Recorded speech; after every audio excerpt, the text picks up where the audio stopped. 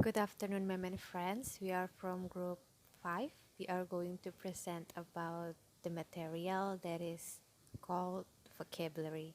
So in here there are 5 points that is described in table of content. That is definition of vocabulary, kinds of vocabulary, aspects of vocabulary, teaching and learning vocabulary, and the conclusion. So for the next explanation will be explained by Yuniati S Tuhulele. So Uni, time and space is yours. Okay, now I'm gonna talk about what is vocabulary. Vocabulary refers to the words we must understand to communicate effectively. And the educators often consider 4 types of vocabulary. There are listening, speaking, reading, and writing. Listening vocabulary refers to the words we need to know to understand what we hear. And speaking vocabulary consists of the words we use when we speak. And reading vocabulary refers to the words when we need to know to understand what we read. And the last is writing vocabulary consists of the words we use in writing. So the next will be explained by my friends. Okay, the next slide is talk about kinds of vocabulary. There are at least 5 kinds of vocabulary by Hedge and Brown 1994, and there are flows. For the first is word classes. It is known well as a part of speech as a noun, verb, adverb, adjective, pronoun, preposition, and conjunction. And the next is word families. It clarifies about affix and the set of words. For example, play, plays, played. It seems in inflect. And also play, replay, playful. It seems derivated. And the next is about word formation. Word formation can denote either a state or a process, and it can be viewed either diachronical or synchronical. For example, the first is talk about compounding. It seems like second-hand word process and type researcher. The second is blending. For example, information plus entertainment, we can say it infotainment. And the third is clipping. For example, electronic mail, like email influence, and it can be called flu. And the next is collocation. It can be called as a two word usually found together. For example, this week, once more, once again, or as well. And the last is homonyms. It has same form but different in meaning. Now we move to the next slide that is about aspects of vocabulary knowledge. So there are 3 significant aspects that the teacher needs to be aware of and be focused on in order to gain the students' vocabulary knowledge.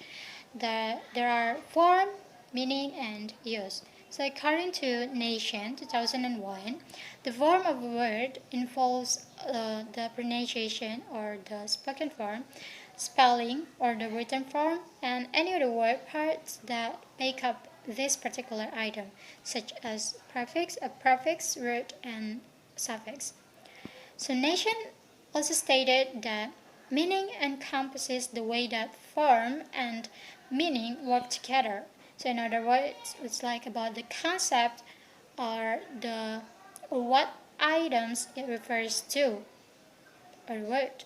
So it's like the definition of a word that it's like the definition of a word that the teachers uh, use in order to refer a word, like in second language classroom. The students do not understand a word. It's like a new word, and then something that they are unfamiliar with it. And then the teacher can provide the definition of the word. So it helps the students to understand the word. And then by the definition that the teacher gives, it can help the students also to understand the concept of the word. For example, the word behavior. So in so the students unfamiliar with the word behavior, and then they ask to the teacher to provide a definition. And then the teacher said that behavior refers to the way someone acts towards a particular situation or stimulus. So it helps students to understand the word, and then in the future they can use it because they have already understand the meaning of the word. And the third is about use. So use involves the grammatical function of the word or phrase. It's like it can be the tenses that they use in the sentences, and then the collocation that normally go with it, and any constraints on its use in terms of the frequency, level, and so forth. So for meaning and use, according to Nation, so nations declare that there is both a receptive and productive dimension, as summarized in Table 1. So as you can see on the slide, there is provide a picture of Table 1 about what is involved in knowing a word by nations. So there are three aspects, like I've said before. There is form, meaning, and use. So each of them have three components in it, and there are also 18 questions that are divided into two categories. That is receptive knowledge and productive knowledge. So receptive knowledge is like the stimulus, and the productive knowledge is the response through the stimulus. So the first component of form that is spoken. What does the word sounds like? The receptive knowledge questions. And productive is how is the word pronounced? For example, we see a new word and then we try to find the pronunciation of it. And the second component is written. What does the word look like? How is the word written and spelled? So it's about the lexical meaning. And the word parts. What parts are recognizable in this word? What word parts are needed to express the meaning? For example, like the word unbelievable. So you know that in this word there are three parts in it. There is prefix, root, and suffix. So prefix is the word and the root is the root or the original word is believe, and the suffix is able. And then the second aspect, meaning, form and meaning. So the question is, what meaning does this word form signal? What word form can be used to express this meaning? For example, a definition like the way someone acts toward a particular situation or stimulus, it refers to, and then we know that the definition of that definition, it refers to the word behavior. The second is concept and references. What is included in this concept? What items can concepts refer to? And associations. What are words that this make people think of? What other word could people use instead of this one? For example, the word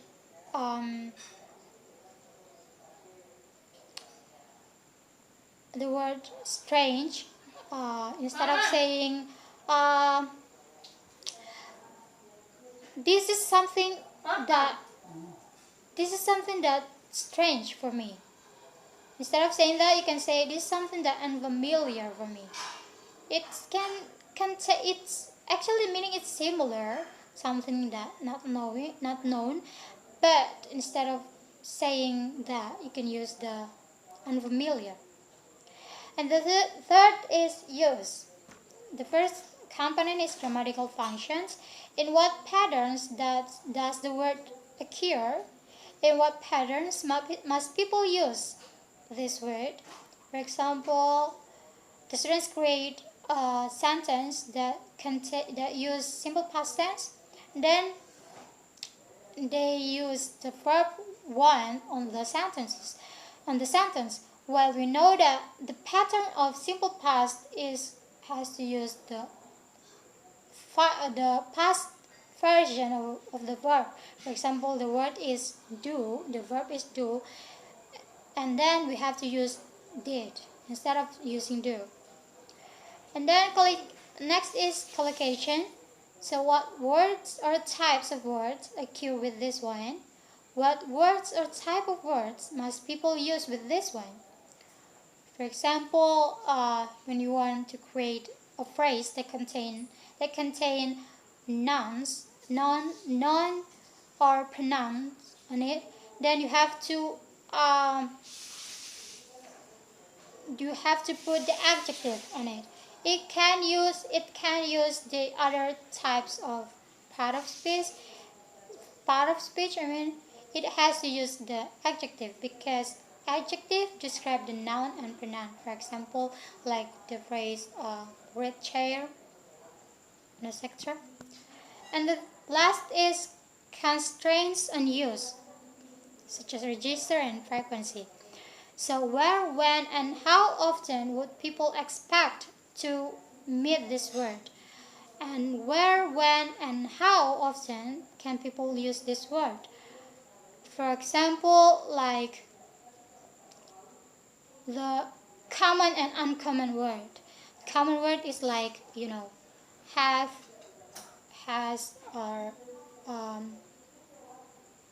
brings. So the words that we use it in daily conversations, even if we are the second language learners, like English is our second language, but these words are the common word that we usually use it.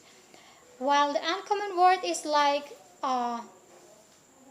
more academic, for example, or the specific categories like medical word or economic word, for example, or like in education, like someone who unfamiliar with it, like the word pedagogical or maybe lexical. It's more academic than the other one, like the common word. So okay, now I'm gonna talk about teaching vocabulary and learning vocabulary. So in this part there is explicit approach. So explicit approach is same as plain vocabulary teaching, and incidental is equal to unplain vocabulary teaching. In the explicit approach, the teaching of vocabulary should be taught from with some principles from Sackman, 1997, surveys explicit vocabulary teaching and highlights numbers of key principles. There is the first one is build a large psych vocabulary. The second one is integrate new words with old. For the example, gradable antonyms on a scale from general words to specific words, and semantic maps. And the third one is provide a number of encounters with word. The fourth one is promote a deep level of processing. The fifth one is facilitate imaging, for the example, mental pictures or mind maps. And the sixth one is make new words real by connecting them the students' world in some way. For the example, personal feelings, personal examples, current issues, pictures, videos, real objects and situation. And the seventh one is use a variety of techniques. For example, They use dictionary work, parts activities using RIM, semantic, grid semantic apps, and etc. And the last one is encourage independent learning strategies. So next point will be explained by Varel. Okay, for the next one is about incidental learning approach. So in here it said that the key of incidental learning approach to vocabulary teaching and learning is to make sure that learners get maximum exposure to language. In here there is explanation about the relation between vocabulary and reading, writing, listening, and speaking. Basically, vocabulary is one of the important components in language learning, teaching and learning, because um, vocabulary is like the roots that is used in every basic skill such as writing, listening, speaking, and reading.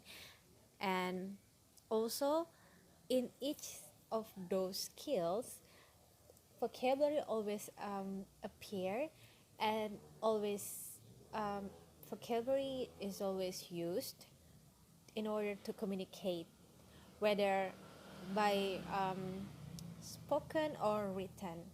In here, it said that the relationship between vocabulary and reading is an important part of all, but the most elementary of vocabulary programs. In here is we can see that, for example, in a reading passage, we will read a lot of words, and by reading such material or topic, we can get several vocabulary or many vocabulary that we may already know it, or in the other hand, there is some new vocabularies that we got by reading. um, and also, for the relation between vocabulary, writing, listening, and speaking is because is is quite the same with reading. So basically, vocabulary is used for communicate, either by either in written or spoken. And in here, um, um, um, in writing and speaking, we must know that the more we know vocabulary, the more words we already got, or the more we master vocabulary, then um, the more able we are to um, to use it in communicating with each other. So it's like when you got more of when you master vocabulary, then you will not you will be able to communicate, or you will be able to understand when someone is talking with a specific words that is not like the basic words that we already know, but it's more like academic. Then you can get what they say. And in here there is highlight of one of the expert Graves on 1987 7 highlights the multiplicity of vocabulary learning. So there are 6 types of vocabulary learning. First, learning to read known words, learning new meaning sense for known words, learning new words representing known concepts, learning new words representing new concepts, and clarifying and enriching the meanings of known words. And the last one is moving words from receptive to productive vocabulary. Um, we already know that there are 2 types of vocabulary, which those are receptive and productive. So receptive is those vocabularies that we got either by listening or reading, but productive vocabulary, it's the words that we use when we are speaking or writing. So it is the vocabulary that we choose in order to speaking it, or in writing. So that's all for me, and for the next part will be explained by my friend. Thank you. Alright, the last slide is talk about conclusion. So, word learning is definitely a complicated process that deserve attention in the classroom. And the student need to be given a variety of opportunities to connect word, analyze structure, understand multiply meanings, and discover words in a variety of contexts. And also the goal for teachers should be to build independent learning strategies that will reciprocate into reading comprehension. And the important lesson to be taken from this is that vocabulary teaching means more than just introducing new words. It also includes nurturing partial noun vocabulary along to the point where learners can use it at will. Okay, my and friends, we come up to the end of this presentation. If you if you guys have any questions or suggestions, then please let us know. And most of it, we want to thank for your attention to this presentation. So, thank you all.